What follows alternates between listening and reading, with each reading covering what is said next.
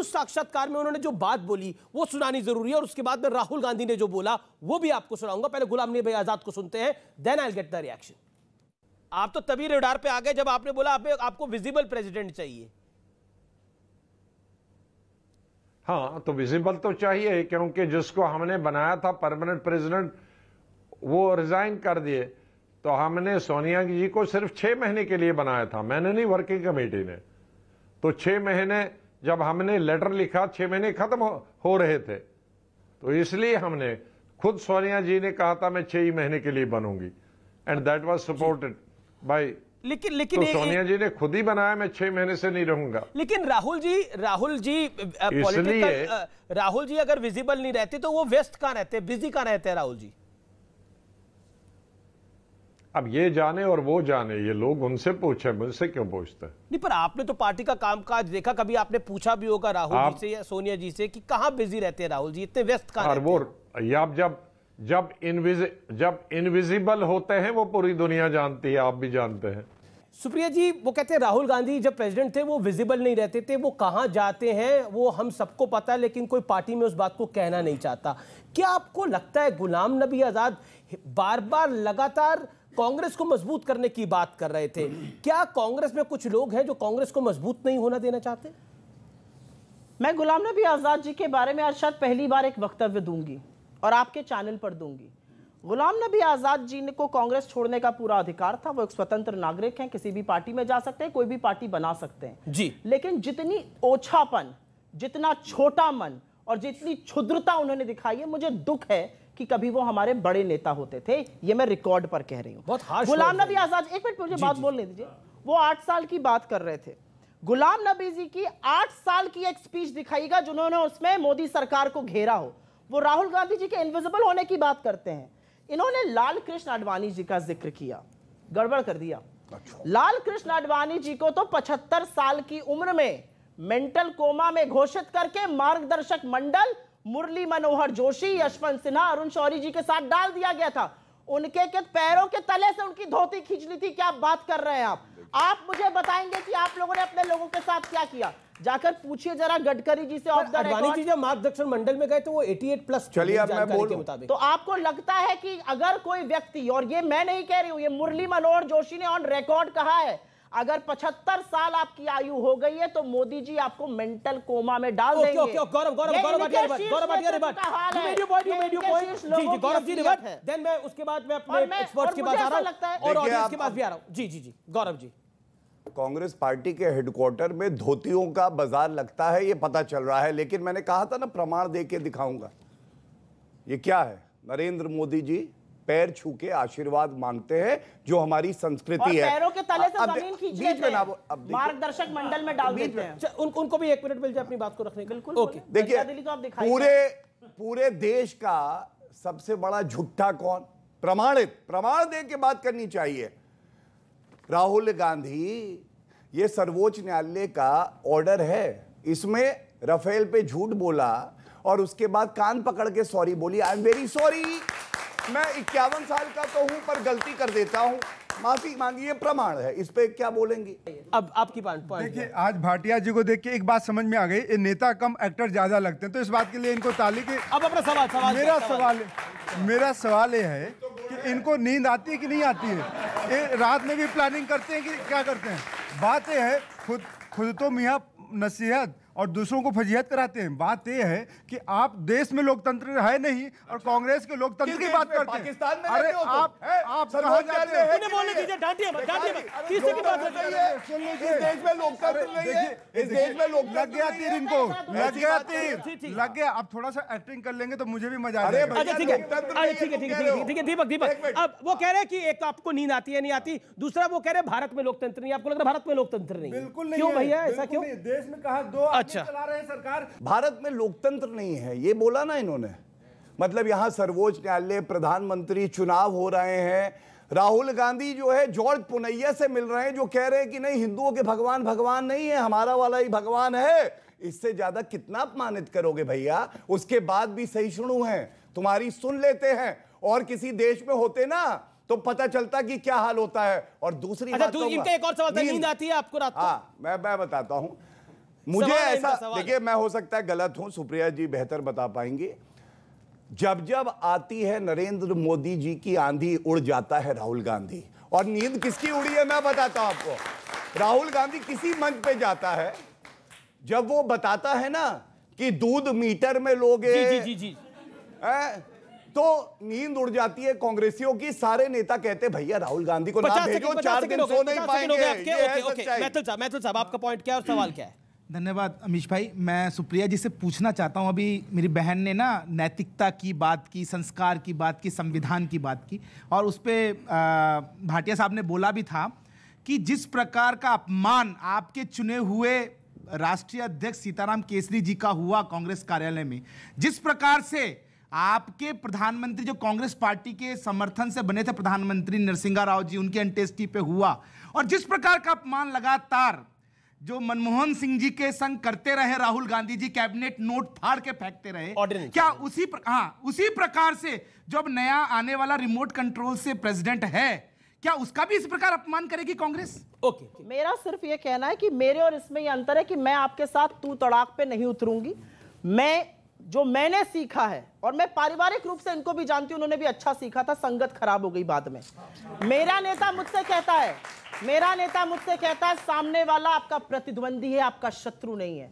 इनके नेता इनसे कहते हैं सामने वाला शत्रु है, काट डालो। ये ऐसे लोग काट डालो, गाली देने लगे तुरंत। जैसे ही गंदा सवाल, अगर कोई जरा सा अनकंफर्टेबल सवाल पूछ लो, गाली देने पे उतारू हो गए। मैं आपके सवाल का जवाब दूंगी, और सवाल का जवाब देना जरूरी है, लेकिन मैं एक बात पूछूंगी। प्रज्ञा ठाकुर का, जब अभी ये कुछ बात कर रहे थे चर्चा की, प्रज्ञा ठाकुर को अभी तक दिल से माफ कर पाए हैं कि नहीं मोदी जी? यति नरसिंहानंद को जिस तरह का राजनीतिक संरक्षण इस देश में मिलता है, कालीचरण को जो महात्मा गांधी को मां बहन की गालियां देता है, उसको गिरफ्तार करने में ये लोग थर थर कांप जाते हैं। यति नरसिंहानंद जो महिलाओं के बारे में बोलता है, बजरंग मुनि के पास आपके एमपी और एमएलए जाके साक्षात दंडवत करते हैं। ये लोकतंत्र की बात करेंगे मुझसे, लोकतंत्र की बात का सवाल था, मैं बात कर रही हूं। पर ये तो इतिहास है। एक्सीडेंटल प्राइम मिनिस्टर में संजय बारू की किताब में भी लिखा हुआ है जो पीवी नरसिम्हा राव के साथ हुआ। And as a journalist we know जो सीताराम केसरी के साथ हुआ। क्या कहना चाहती हैं आप? क्या रिमोट कंट्रोल का अध्यक्ष होगा इस बारी, जैसा बीजेपी कह रही है? किताबों पे चर्चा होने लगी तो ये लोग चर्चा कर नहीं पाएंगे, क्योंकि जितनी किताबें 2002 पे लिखी गई है गोधरा की, उतनी किसी पे लिखी नहीं गई है, ये याद रखिएगा। किताबों पे चर्चा मत कराइए। और एक मिनट, आपने यहाँ पर कटाक्ष किया था, और कई बार बोलते वक्त जबान फिसल जाती है। मेरा अपना मानना है कि जब प्रधानमंत्री खड़े होकर बेटी बचाओ बेटी पढ़ाओ की जगह पटाओ बोल रहे थे, तो उनका मतलब पढ़ाओ था, उनकी जबान फिसल गई थी। जब उन्होंने MRS मिसेस को कह दिया तो उनकी जबान फिसल गई थी। जिनके घर शीशे के होते हैं उनको दूसरे पर कभी भी पत्थर नहीं मारने चाहिए, बिल्कुल नहीं करना चाहिए। गलत जगह आप फंस गए। इसलिए नहीं करना चाहिए क्योंकि ना राष्ट्रवाद का, ना आदर का, ना सत्कार का पाठ मैं आपसे पढ़ूंगी, जो 52 साल तक तिरंगे को अशुभ मानकर उसको फहराते हैं। आपसे नहीं पढ़ूंगी। तो मां के लिए कहते थे ये मेरी मातृभूमि नहीं है। सावरकर ने तो ये तक कहा था भारत मातृभूमि नहीं है। ठीक है, निरंजन पोद्दार आपका सवाल क्या है? आपका सवाल क्या है निरंजन पोद्दार?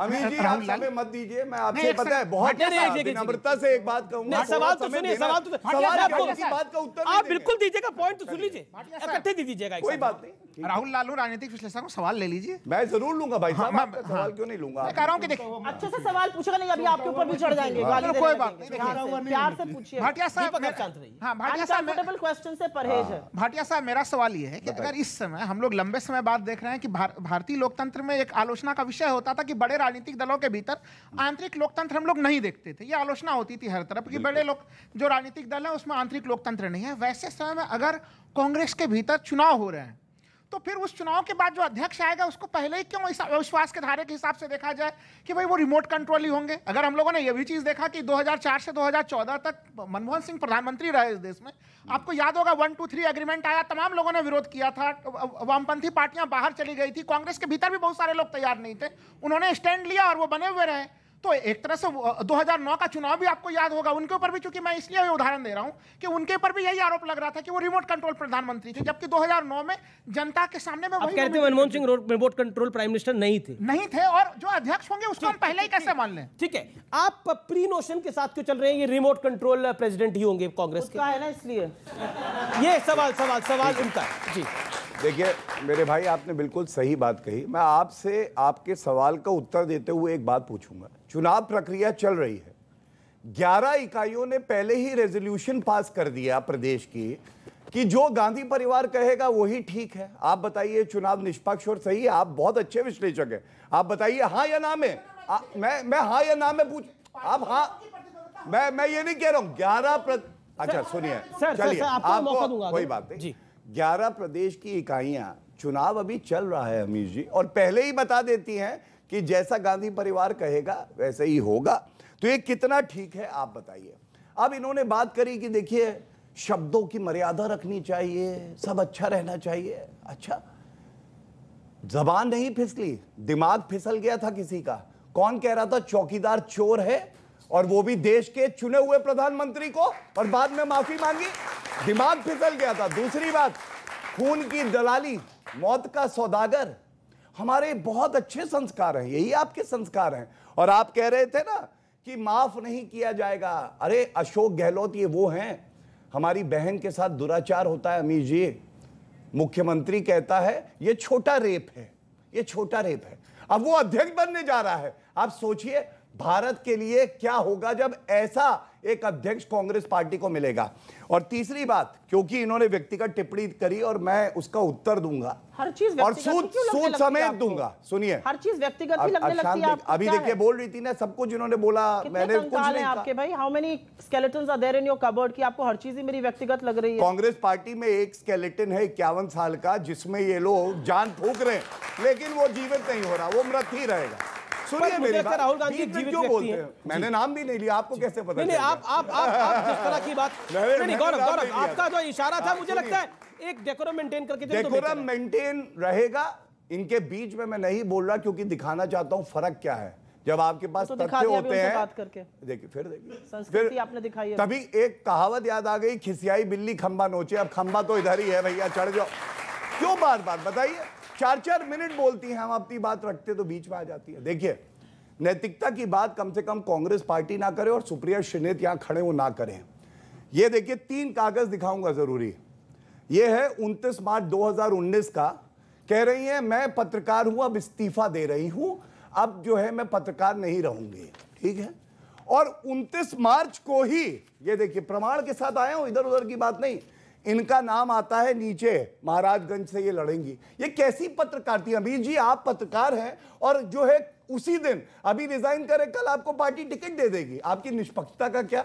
और तीसरी बात, जमीनी नेता है, इतनी जमीनी है कि भैया कहो ना, लेकिन जब वोट आए थे तो वो 6% भी नहीं आए थे, जमानत जब्त हो गई थी इनकी। लोकतंत्र में चुनाव लड़ना भी महत्वपूर्ण होता है। तो मैं क्या कहना चाहता हूं, नैतिकता का पाठ, जमीनी नेता, राहुल गांधी सबसे बड़े नेता, अरे सब मान लिया। चलिए आप ये बताइए, 2 लोकसभा चुनाव इसी गांधी परिवार ने, 1 मिनट रुक जाइए please. I think I have a right to reply. 2 Lok Sabha चुनाव इसी गांधी परिवार ने हराए। उत्तर प्रदेश का चुनाव और 5 प्रदेशों में चुनाव आया। पंजाब में इनकी सरकार थी, चली गई। 4 प्रदेशों में हमारी सरकार थी, वापस लौट के आई। क्या सत्य नहीं है? यूपी में 399 प्रत्याशी थे, 387 प्रत्याशियों की जमानत जब्त हो गई। और प्रियंका वाड्रा गांधी ने इस्तीफा क्यों नहीं दिया जब सारे प्रदेश अध्यक्षों ने दिया? ये पूछना चाहिए। जितनी मेहनत मेरा ट्विटर खोजने क्यों में ना करी करें? अगर अपने से ही नफरत है क्या आपको? आप ही के तथ्य दिए हैं। ठीक है, एक सेकंड सुप्रिया जी, जितनी मेहनत मेरा ट्विटर खोजने में करी, अगर उससे थोड़ी सी कम मेहनत कर लेते तो देश का युवा बेरोजगार नहीं होता और महंगाई से लोगों की कमर नहीं टूट रही होती। अगर उससे थोड़ी सी मेहनत कर लेते तो पेट्रोल 100 पर और रसोई गैस 1200 पे नहीं होती। अच्छा। थोड़ी सी मेहनत कर लेते तो हर 1 घंटे पर 5 दैनिक मजदूर और 1 किसान इस देश में आत्महत्या न कर रहा होता। ये मेरी तफ्तीश कर करना है। हाँ, मुझे बड़ा फख्र है कि मैंने चुनाव लड़ा। आप तो 5 साल से भाजपा में हैं, ग्राम प्रधानी का चुनाव नहीं पाए। ग्राम प्रधानी का चुनाव लड़कर दिखा दो। काउंसलर के लिए टिकट मिल जाए दिल्ली में तो बताना, मुझे नाम बदल देंगे अगर आपका काउंसलर के लिए टिकट निकल जाए। आपको भाजपा ऐसे ही यूज करेगी। समय आएगा तो आपको भी फ्रिंज एलिमेंट घोषित कर कर, जैसे आपकी सहकर्मी नुपुर शर्मा को दूध की मक्खी की तरह से निकाला गया था, आपका हश्र उससे भी बुरा होगा। तो लाइफ में इतनी नफरत, इतनी धर्मांधता, इतना बैराग, ठीक है। ऑडियंस एक भी सवाल ऑडियंस ने नहीं हुआ, उनका हक बनता है। आप अपना सवाल पूछना चाहते हैं, आप भी मैडम, आप चुनाव लड़िए, आप अपने पहले मैडम आप पूछिए सवाल। मेरा सवाल कांग्रेस की सरकार से है। राहुल गांधी, कांग्रेस की सरकार है नहीं, कांग्रेस की कांग्रेस से है, राजस्थान में है, जाने वाली। जी जी जी जी ठीक है। Gaurav let me make a point. Okay madam बोलिए। जब 2019 में राहुल गांधी इस्तीफा दिए थे तो उन्होंने कहा था कि कांग्रेस में कुछ मुख्य निर्णय लेने पड़ेंगे वापस से कांग्रेस को लाने में। तो क्या राहुल गांधी और कांग्रेस ऐसा कोई मुख्य निर्णय नहीं लिया कि अच्छे अच्छे नेता कांग्रेस छोड़कर जा रहे हैं? ओके, गोवा में आपकी पार्टी के 8 विधायक छोड़ के चले गए। गुलाम नबी आजाद जैसे